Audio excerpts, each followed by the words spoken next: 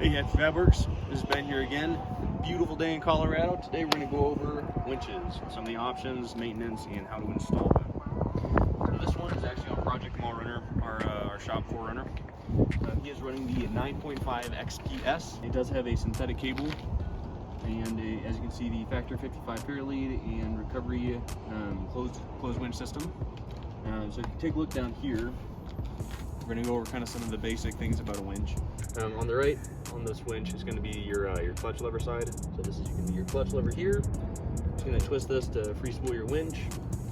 And then on the left side here is where your motor is, and we have our control box on the side as well. And then obviously the synthetic cable in here. So basic maintenance and care for a synthetic cable, about twice a year, before season and after season. You're going to want to wash it just with just a mild detergent, soap, and a bucket of water. Just run it all the way out, run it back in. If you are running the synthetic, make sure that you hard spool it before you actually use it again. You are going to have to do that every time you use your winch or spool it out back in. It's pretty easy if you've never done it before. I'm sure there's videos on it. We'll probably get to that someday. But for now, all you're going to do is find a slight grade or a slight hill and hook your winch up to either another vehicle or a stationary object that's not going to move, and then just spool your line back in with tension on the vehicle. I believe factory spec on that is at least 1,000 pounds, which is real minor for a vehicle. Just real slight angle. Just make sure that you work your line back and forth. It does help to have a buddy help guide the rope in.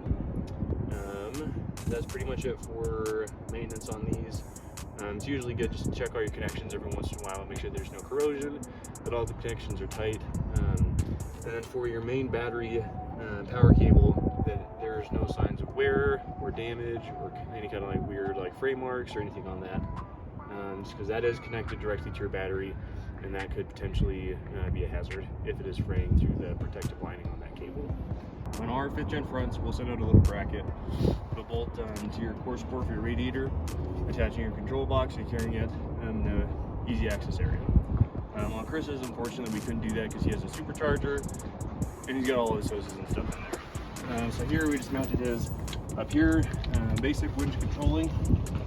You have your remote with a paddle selector, you're in and out. Warren does recommend, if you're going to spool out a lot of line, just go to free spool, which is going to turn your clutch lever to free spool, which is going to free up the motor, allowing you to just pull the line out.